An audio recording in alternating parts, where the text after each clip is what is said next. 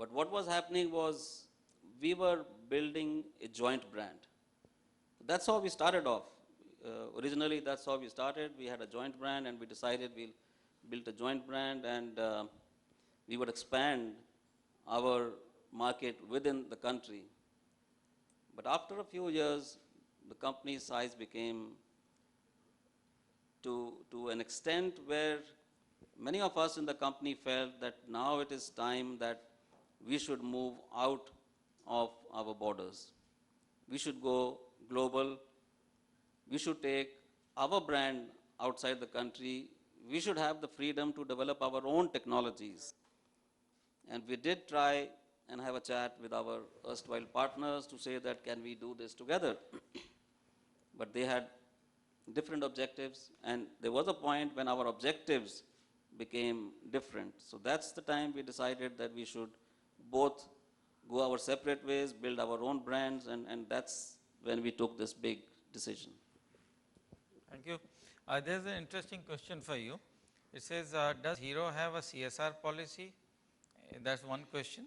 Second is, what's your strategy to cater to women? Cater to women in what ways? Yeah. I mean,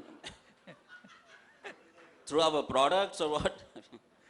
No, I guess, okay, I guess it's for the two-wheelers for the women or whatever. On CSR, let me say that companies like ours have been doing CSR for donkey's years.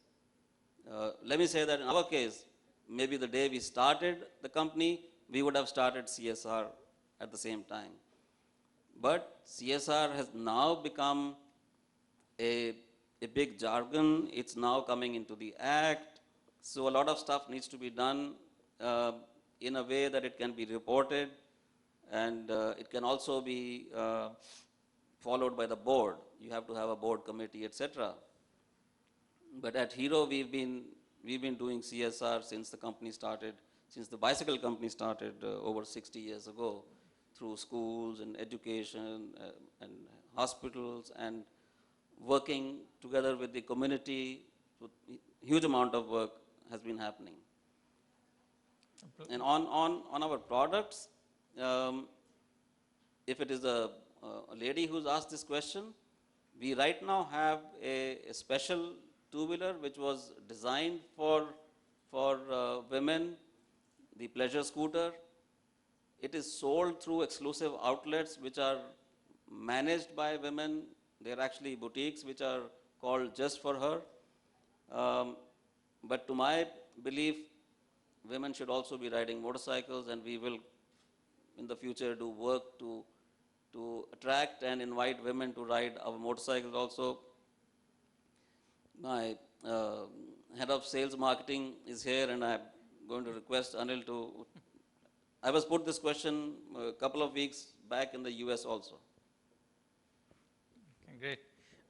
The next is a suggestion from a media company, I guess, is that in the current VUCA scenario, why doesn't Hero focus its money in the medium on the product, medium like radio, where your target audience is basically meaning the rural areas, which can help you save a lot of money with better reach and results.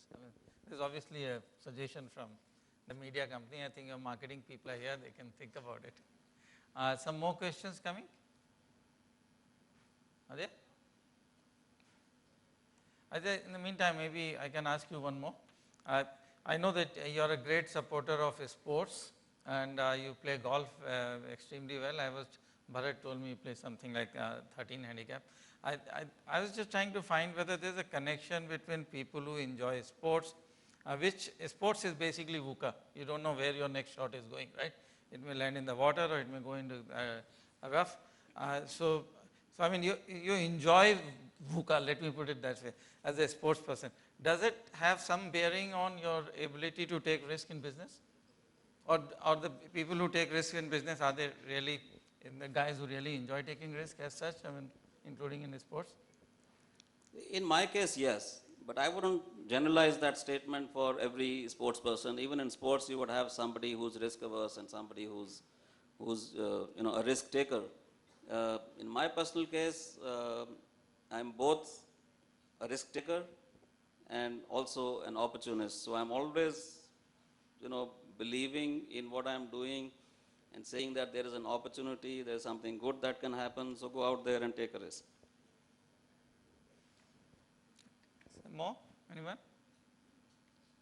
You have a very good vision, and obviously vision drives the action, right?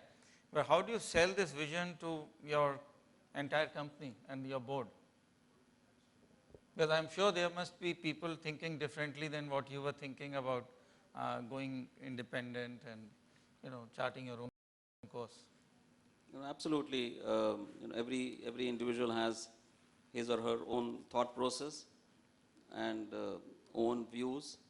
Uh, but we've been very fortunate that at Hero we've got a great team, uh, and post the separation or during the process of the separation with our erstwhile partner, the whole team was one. We were all, of course, we had many discussions and meetings pre we took the decision to arrive at the decision. So it was a consensus decision, and only when the whole team thought that we are ready is when I went ahead and told my erstwhile partners that look, now we are ready. Uh, so it is an amalgamation of different views, and the fact that post our separation we have had no separation of our Internal use. internal teams. Not just that, we've had no separation of our dealers. We've had no separation from our suppliers. So the whole chain, the value chain has stuck together. That's wonderful. Here is a comment, it's not really a question. Dear Mr. Munjal, do you attribute Hero's growth and success to it being a company being driven by you and not a typical FMCG company? I don't understand what typical FMCG company. I don't know what typical FMCG companies are. So. But no, I wouldn't say it's a company driven by me, but at Hero it's a team. Of course, that somebody has to give direction, but as I said, I have an excellent team working together, and the whole set of people in the organization is par excellence, and the relationships are keeping everyone together. So I think there is an emotional factor playing in maintaining these relationships with your distribution, which is huge. In fact, the largest in India, perhaps in the world. Yeah, there clearly is an emotional factor. How do you build this? Putting all of How do you build this emotional relationship when you are managing such a large network of distribution and service centers? I would give credit to my father and my uncles who started the business of bicycles many years ago, and they've set this practice of maintaining relationships with all our stakeholders, especially dealers and suppliers, and we've had uh, So, we've had three generations of dealers and suppliers working with I know us. that, I am aware of it. The question I think for the audience to learn is that what is the importance of this emotional relationship in running business is more so in India, and what are the methods or things that you do differently than other companies don't do. There is something to learn. First, that your company recognizes the importance of this relationship, and second, how do you continue to cultivate this relationship? What kind of actions do you take as a company?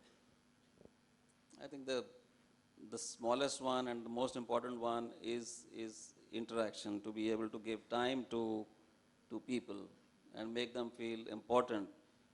We have dealers visiting our company, and most of the times, in most companies, you'll find dealers have never even met with the managing director or chairman for years and years. But here, there is an open door policy, and they are welcome to visit us whenever, of course, when we are also free. But what is different from other companies, there's an open door policy here. And there's a lot of frequency of visits from us, from our people to the dealers all the time. So it's all about interaction. Because many of your dealers have been with you for more than 30 years, right? As I said, from our bicycle days, we have three generations of people Okay, working with us. great. There's one more question for you. When is Hero planning a battery operated two-wheeler? Is there a plan?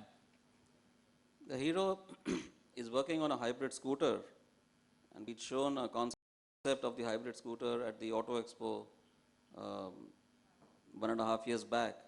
And we will show one again at the forthcoming Auto Expo. So we are working on hybrid scooters, and going forward, we would be looking at electric motorcycles as well. So that will be very environment friendly too. I think that's why people are looking at this issue. Some more questions? Anyone else from the audience? I think just to summarize what Mr. Munjal has shared with us is that we need to have a clear vision, and his vision obviously as Hero vision was to go to something like 12 million bikes being, or 12 million two-wheelers being sold annually, and move to the whole world, leave India. The world is your play. Why are you restricting yourself only to this country? Embrace the change, adapt is another thought which we got from you, sir. And know your strengths. In his case, obviously the biggest strength they have is the tremendous relationship that they have across the network of distribution and so on. The great focus on quality. I think as I mentioned, I think the quality made by Hero is world class in every respect. In fact, the emission norms that you meet, I understand, are higher than the European norms. Is that correct?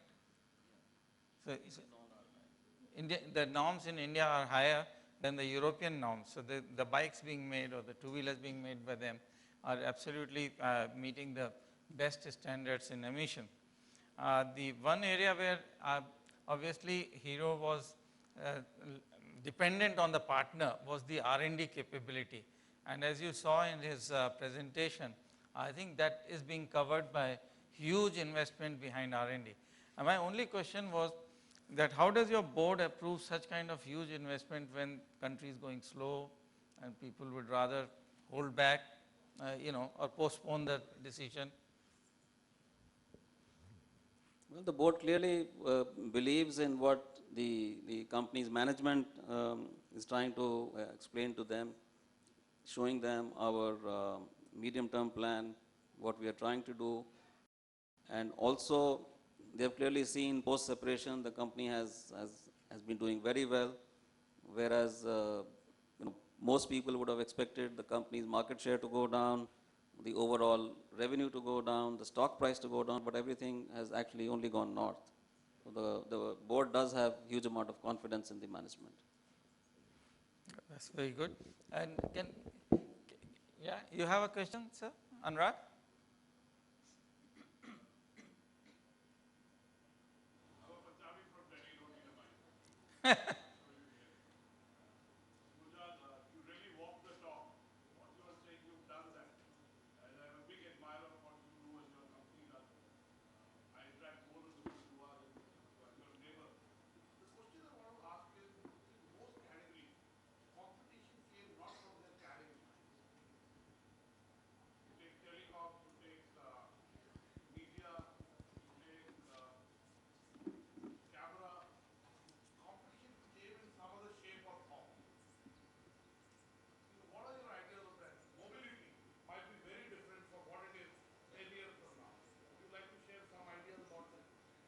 Let me repeat what Anurag is asking, because maybe many people at the back may not have heard. What Anurag is saying, or rather asking as a question, is that many times the companies get competition not necessarily from a similar product or similar performing category, and it could be disruptive, it could be entirely a different thing altogether. So, I mean, two-wheeler is a way of mobility. So, there could be in future some new way of mobility which may completely disrupt the current way of mobility. Is that the question? Okay. Well, what we do at Hero is we do something called scenario planning. you may have heard of that, came from Shell. So we try and create all kinds of possible scenarios that could happen. What the environment is, what other people could do, what are possibilities for us. So we ourselves keep thinking of stuff which sometimes we ourselves cannot imagine. Some of this you can see when if you come to the Auto Expo in February of next year. We will be showing some concept which 1 year ago I could not even imagine. Now these could be concepts which might see light of the day, might not see light of the day. So we are trying to imagine what disruption could come about 10 years from today or 20 years from today. So it's all about trying to look into the future and try and do something before somebody else does it. Okay, one last question if anyone wants to ask. All right. Let's please join me in thanking Mr. Munjal for sharing his a very inspiring story. Thank you, sir. Ladies and gentlemen, with that, may I please request our moderator for the session, Mr. Ambani, to present the token of gratitude to Mr. Munjal.